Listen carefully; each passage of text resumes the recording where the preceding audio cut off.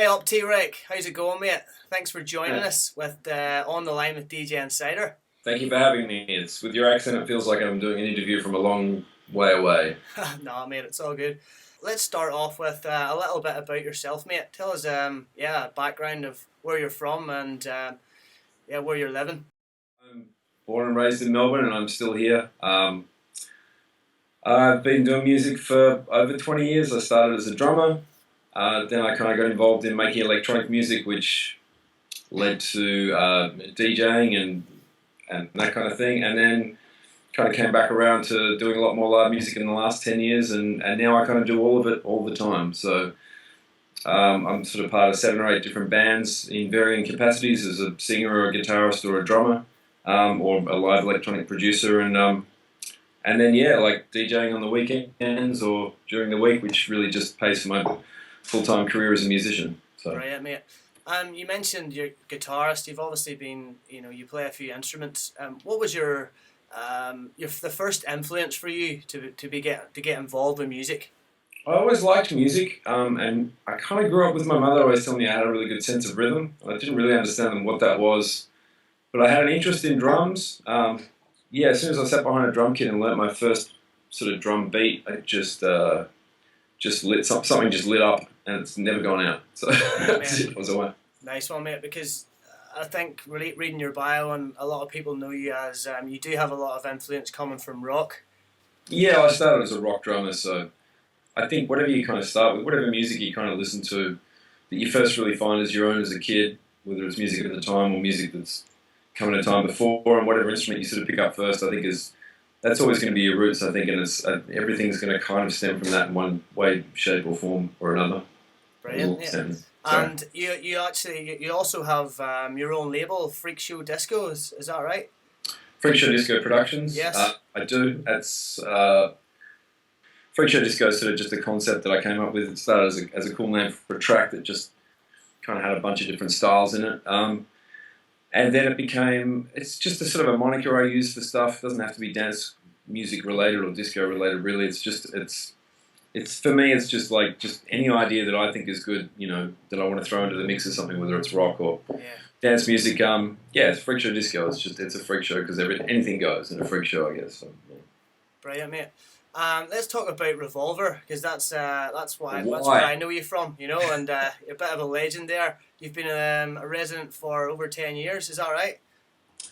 I have, yeah. I've had the same spot on Sundays there for just over 10 years. I think I was a resident before that on the Thursdays for maybe a couple of years as well. So I've been playing there pretty much since I started. So I think going on about 15 years in total. All right, let's talk a bit about obviously the studio and what equipment you're using.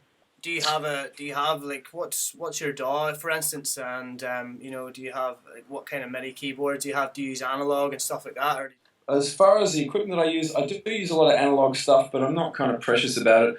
I'll use plugins and things if I have an idea that doesn't really matter what the sound like. It's like I just need a hi-hat part to do that. I'll throw something in there. But like all my sound banks, I kind of built my own sound banks about 12 years ago, and they're fine, you know what I mean? So I kind of stick with them. I don't get caught up in the latest technology much. I have little to no interest in it whatsoever. I play in a lot of my own parts, I've got a million tambourine loops sitting on my hard drive, but I still would prefer, like, if I wanted to tambourine on a song that I'm working on, there's always a microphone open sitting beside me. There's always a tambourine over there with the drum kit. I'll just walk over, grab that, and put it in. So I record a lot of my stuff in. And then, as far as, like, cooler things to play with, I use a lot of analog tape delays. I like overdriving the signal path of those things, and I like things that kind of, break or are unpredictable. So I have some old vintage synths over there, but I don't ever hook them up to MIDI or CV or anything like that. I actually go out of my way to buy machines that you can't hook up to a computer. So you've got to perform on them in the same way of, like, if you plug in a guitar and you record yourself playing guitar, you can't go back later and change the patch. You know what I mean? Yeah. It's like whatever you recorded through the microphone is whatever it is.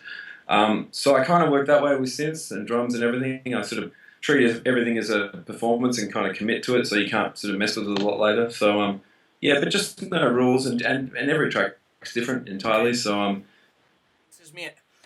We know that you have the rock influences, but what bands exactly was it that that got you excited? I sort of came to that music kind of later, although I did like some of those bands. But just, you know, I was sort of introduced to sort of a more alternative stream of music through skateboarding. And then when you start playing an instrument, you invariably, you know, start learning all the classics, you know, Zeppelin, the Doors, the Beatles, all that kind of stuff. So as I was learning to play music and that stuff happened, the whole, you know, alternative music sort of exploding into the mainstream happened with Nirvana, obviously, and Yeah. all the Seattle bands and all the, you know, all the other crossover stuff that came over, like Chili Peppers, Jane's Addiction, all that kind of stuff. So, you know, all of that was at its absolute peak, like right as I was, you know, becoming a teenager and deciding I wanted to play music and all the rest of it. So that very much soundtracked, you know, from the age of 15 to 20, that was my soundtrack. So that was all of that stuff from that time was very influential. Well, here's a question to follow that. What was it that got you sort of behind the decks from, you know, playing from the band to the DJ? I kind of got interested in the machines, to tell you the truth. I wasn't even that. I kind of came to things backwards Yeah. in ways. Like I got interested in. I was fascinated by the concept of a sampler. Yeah.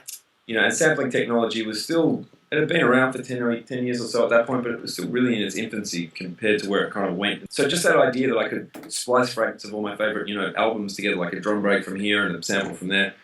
So I was always trying to, you know, friends of mine that were buying early samplers and whatever, I was always trying to get together with them and make tracks. I was just fascinated by that cut and paste kind of thing.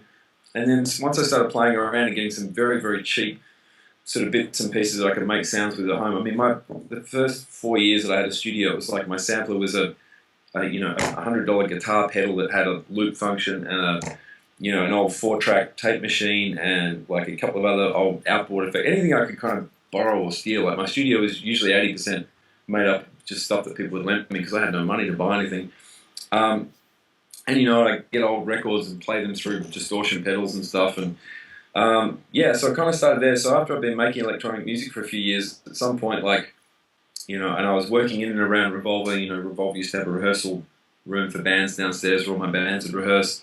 And then the club was kind of starting to happen upstairs. So it was a pretty natural sort of, you know, progression really just to start DJing. And then I kind of accidentally picked up a DJ gig, and I think they paid me like, you know, $25 an hour for 3 hours to play on my favorite records, which just seemed beyond comprehensible to me. I used to be, you know, dish pig and work in kitchens for $10 an hour. So it was like I could make 2.5 times the amount of money to get free alcohol and play my favorite records to my friends in a club as I can to scrape shit out of the bottom of a bin. Like, you know, what's the word I'm looking for? Calculated move into DJing away. I just saw it as a way to, as it still is to this day, as a way to pay for my, you know, sort of love and involvement in music, you know. But that doesn't mean that I don't love DJing as well. So, do you have a favourite DJ in Melbourne, for instance, or Australia, or anywhere? The standard for me is always Boogs, as far as, you know, what to do. And I've been lucky enough to, you know, to go from being just a fan of his and someone that watched him and learnt a lot from him early on to, you know, we've sort of become close friends in the last 10 years and play alongside him and whatnot. And he, you know, he was a great help to me early on. Big supporter of my early records. You know, he really broke quite a few of my early records, as did Spacey Space and Sunshine. You know, those two guys are kind of the benchmark for me. Do you have any highlights of your career or a favourite gig you'd like to tell us about? I got booked a few years ago, I think, like, when a couple of my records were quite big, to play at an all-ages festival at the Myer Music Bowl on a Saturday afternoon. And I knew it was a fairly big sort of gig and stuff, but thankfully I'd done that a little bit a couple of years beforehand. So, you know, they gave me a mic, and it's, if you're playing to that many thousand people, it just seems rude not to say hello on the mic. So I kind of got on the mic and said hello to them, and they went nuts as they do. And I was sort of playing a lot of local stuff at the time. I was playing a lot of my own productions, and I always had, you know, my own stuff that had come out or was coming out, and then the remixes of that stuff. And I was putting out a few local guys as well. And I got up there, it was an hour set, and I don't know, I didn't even think about this, but I got on the mic and just said, you know, hey, how you doing, all that kind of stuff, a little more animated than that, obviously.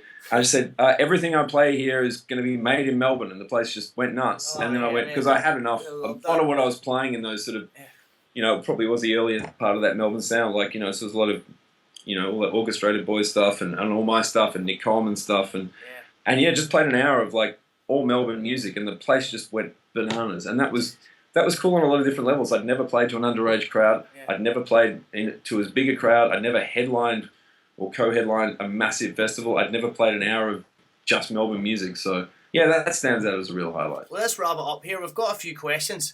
So I'd like to thank everyone that posted on DJ Insider. It says, T-Rek, I'm a massive fan of your tunes. The way you've taken Queens of the Stone Age influence and made it dancier is inspiring. Without Queens of the Stone Age, would it exist? And what do you think it has become? Yeah, look, I mean, that the roots of that Melbourne bounce sound, not really what it became as soon as it kind of blew up big, I think it very much became its own thing, which I don't recognise at all and have, I don't relate to or like really. Like it just became another form of commercial music. I could hear the roots of what me and a bunch of other people were kind of doing a few years beforehand. But to me, that Melbourne bounce sound, like if it's got any origins with me, it would be kind of me and Boogs and Orchestrated. I think it was a combination of sort of playing some certain records with a certain kind of sound, and I kind of took that into my production and kind of took that a little bit further. And then I think the Orchestrated boys were similarly influenced by Boogs, possibly me, to do more of that kind of thing. And those guys sort of established it more in a more commercial vein. That sound to me, like kind of heavy, big, dumb, sort of one note thing, very much relates back to that Queens of the Stone Age style rock, which leads back to krautrock. Everything. You can trace everything back to Kraftwerk, really, if you go far enough. So. Brilliant, mate. All right, mate. Well, hey, that's let's leave it at that, mate. Let's wrap it up. Thanks for joining us on the line with DJ Insider, and look forward to seeing you in Revolver soon. Cool, man. Thanks for having me. Cheers. Peace out. See ya. See ya.